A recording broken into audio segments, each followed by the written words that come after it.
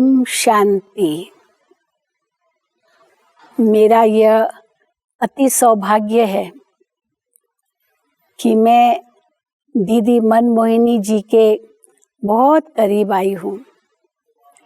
वैसे मेरा जन्म तो मुंबई में हुआ और मुंबई में बाबा मम्मा, सभी दादियाँ, सभी वरिष्ठ भाई सब आते रहे हैं, तो सबसे मेरी मुलाकात तो होती ही थी।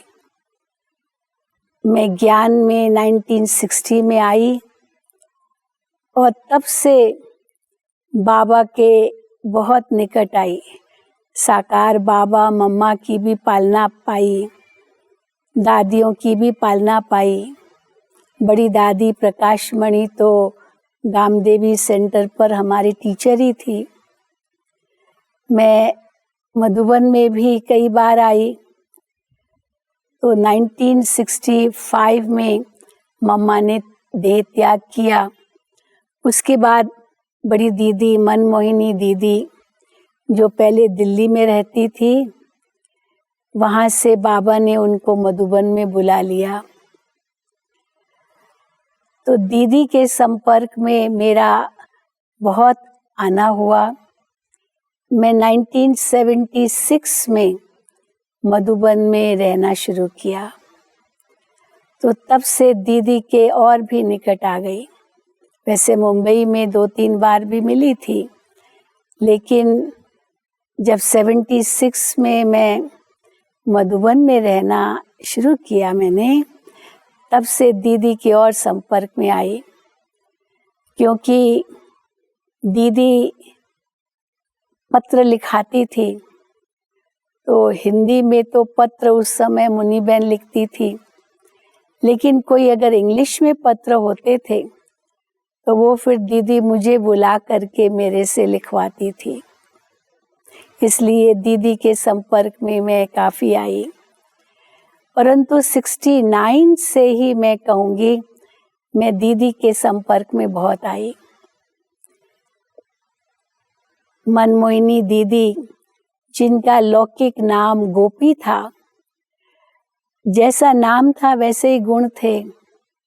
बाबा के मुरली की मस्तानी थी। एक बाबा दूसरा न कोई, ये तो उनकी बहुत बड़ी लगन थी। मुरली के सिवाय तो जैसे उनको कुछ सूझता ही नहीं था। बहुत अच्छी स्टूडेंट भी थी। तो गोपी तो एप्रोप्रिएट नाम था ही। बाबा के बनने से बहुत साक्षात्कार करती थी। फिर बाबा ने उनको मन मोहिनी नाम दिया, तो सबके मन को मोहने वाली थी। सच्चाई सफाई तो उनमें रग रग में भरी हुई थी। तो मुझे याद है कि बाबा के अव्यक्त होने के बाद मधुबन में कुमारियों की ट्रेनिंग हुई, कई प्रकार की कई भाई बहनों के लिए ट्रेनिंग हुई। तो जो पहली कुमारियों की ट्रेनिंग हुई 1969 मई में बाबा के अव्यक्त होने के बाद, उसमें मैं शामिल हुई। तो उस समय दीदी के बहुत निकट आना मिला। तो ये भी मुझे याद है कि उस समय हम सब कॉलेज की कुमारियों की ट्रेनिंग थी और यही निश्चय से आई थी कि अब इस ट्रेनिंग के बाद हम सेवा केंद्रों पर जाएंगे। तो कई तो बहुत अच्छी पढ़ी लिखी भी थी, बहुत कई कोर्सेज किए हुए थे, ग्रेजुएशन तो थे ही। मैं भी ग्रेजुएट होकर के आई थी, एग्ज़ाम दे के आई थी। तो हम सब की रिज़ल्ट मधुबन में ही हमें पता चली। तो एक एक की रिज़ल्ट जैसे आती थी, तो वो दीदी के पास जाती थी जो कुमारियों की ट्रेनिंग चल रही थी, और दीदी कैसे एक एक से प्यार से मिलती थी। तो हमें लगा कि सचमुच दीदी का हमें बहुत बहुत प्यार मिल रहा है। लेकिन हमने दीदी का स्ट्रिक्ट रूप भी देखा। एक बहन दीदी के पास आई और दीदी को कहने लगी, दीदी मैं तो बहुत अच्छे मार्क्स से पास हो गई, मैं तो फर्स्ट डिवीज़न में आ गई, दीदी मेरे को इतने मार्क्स मिले, इतना ये मिला। तो बड़े नशे से कहने लगी, जैसे अभिमान दिखा रही थी। तो दीदी उसको देखती रही कि इतना अभिमान दिखा रही है, खाली एक ग्रेजुएशन किया है और एक डिग्री ली है और इतना नशा है इसको। तो दीदी ने उसका नशा कम किया। कैसे कम किया? दीदी ने उसको तुरंत कहा, अच्छा तुम इतने अच्छे मार्क्स से फर्स्ट डिवीजन में आई हो, बहुत अच्छा, लेकिन बाबा की भी विजयमाला में आके दिखाओ। वहाँ तो आप बहुत अच्छे मार्क्स से पास हुए, पर यहाँ भी आप फर्स्ट डिवीजन में आओ, यहाँ भी इतनी आगे बढ़ो, तब मैं मानूंगी। वहाँ हुई तो क्या हुआ? तो वो जो इतने नशे से आई थी, उसका नशा दीदी ने कम किया, उसका अभिमान जैसे तोड़ा कि ये कोई बड़ी बात है क्या जो तुम चलो बहुत अच्छे मार्क्स लेकर आई और इसमें भी मार्क्स लो। तो ये दीदी की विशेषता थी, जो बहुत थोड़ा अभिमान दिखाता था, दीदी उनका अभिमान कैसे तोड़ती थी। और फिर दूसरी एक बहन आई जो एग्ज़ाम में फेल हो गई थी, तो दीदी को बहुत ही अब मायूसी से कह रही है, दीदी मैं तो फेल हो गई। तो दीदी ने उनको बहुत उमंग उत्साह का जवाब दिया, अरे क्या हुआ, फेल हुई तो वहाँ फेल, तो यहाँ तुम पास हो। बाबा के घर में पास हुई माना हर प्रकार से पास हुई, तो वहाँ फेल हुई तो कोई बड़ी बात नहीं है, वो कौन से काम आने वाली है तुम्हारी डिग्री, बाबा की डिग्री काम आने वाली है, इसलिए यहाँ तुमको पास होना है, यहाँ तुम पास होके अच्छी तरह दिखाओ। तो वहाँ फेल हुई कोई बात नहीं। तो इसीलिए जो बहुत उदास होकर के आते थे, दीदी उनका बहुत मन आगे उमंग उत्साह में लाती थी, और जो बहुत नशे से आते थे, अभिमान से आते थे, दीदी उनका वो अभिमान कम करती थी। तो दीदी को मैंने देखा एक सुंदर बैलेंस रखते हुए, गंभीरता भी उतनी थी तो रमणीकता भी उतनी थी, हंसाती तो खूब थी दीदी, और खास करके डबल विदेशी जब दीदी के आगे आते थे तो दीदी तो उनको बहुत बहलाती थी, बहुत अच्छी तरह से बहलाती थी, इतनी अच्छी अच्छी बातें दीदी उनको सुनाती थी, बाबा की, मम्मा की और यज्ञ की, जो वो बस मग्न हो जाते थे दीदी की बातें सुन करके।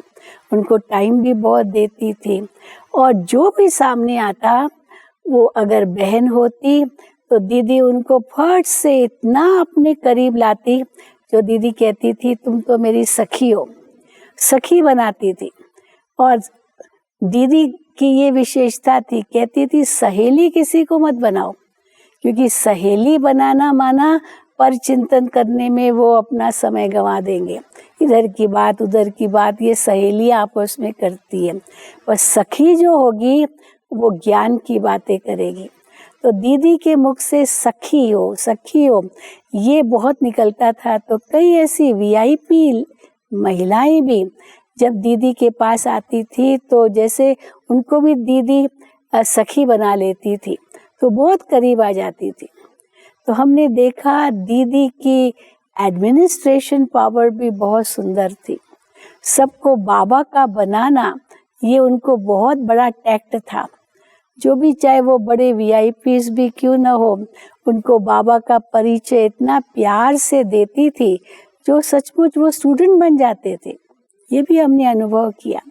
कई ऐसे उदाहरण हैं जो आज भी कहते हैं मैं तो दीदी का स्टूडेंट हूँ, नशे से कहते हैं कि दीदी ने ही मुझे इतना उमंग उत्साह दिलाया और आज मैं इतना अच्छा बाबा का बच्चा हूँ। तो इस प्रकार हमने देखा दीदी 1965 से बाबा के अंग संग रही, उनकी राइट हैंड होकर के रही, और फिर 69 में जब बाबा अव्यक्त हुए तो दादी प्रकाश मणि जी मुंबई से आई हुई थी उस समय, क्योंकि वो पहले मुंबई में रहती थी। तो जैसे वो मधुबन में आई और बाबा उसके बाद अव्यक्त हुए, तो अव्यक्त बाप दादा ने दीदी और दादी प्रकाश मणि को नियुक्त किया एक एडमिनिस्ट्रेशन के हिसाब से, एडमिनिस्ट्रेटिव कार्य करने के लिए। तो दादी प्रकाश मणि एडमिनिस्ट्रेटिव हेड बन गई और दीदी मनमोहिनी एडिशनल एडमिनिस्ट्रेटिव हेड बनी।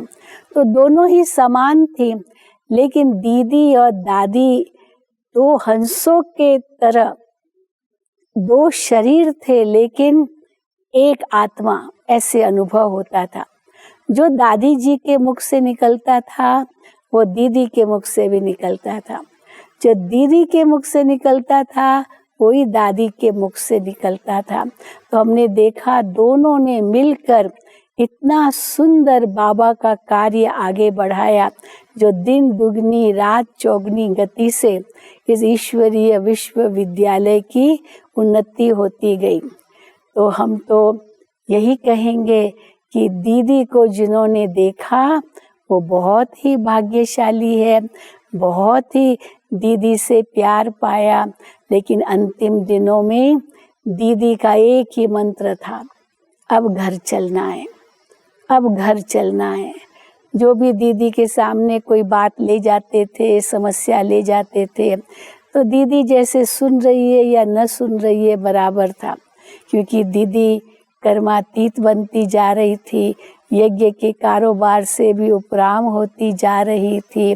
बस कोई भी ऐसी बात लेके जाता था, दीदी कहती छोड़ो सब, अब घर चलना है, अब घर चलना है, सबको सब कुछ समेट लो, अब घर जाना है। तो इसी प्रकार दीदी को हमने देखा कि कैसे दीदी उमंग उत्साह भी लाती थी, फिर वैराग्य भी दिलाती थी, शक्ति भी भरती थी, और सबको इतना प्यार प्रेम से पालना भी करती थी। और पूर्ण रूप से जैसे खुद अंत में कर्मातीत बन गई, वैसे हमें भी प्रेरणा तो देती ही थी। तो हमने बहुत कुछ पाया दीदी से। और ये महीना दीदी का महीना है। 28 तारीख को हम सब दीदी मनमोहिनी जी की पुण्यतिथि मनाएंगे और दीदी की विशेषताओं को याद करके अपने जीवन में धारण करने का संकल्प करेंगे। ओम शांति।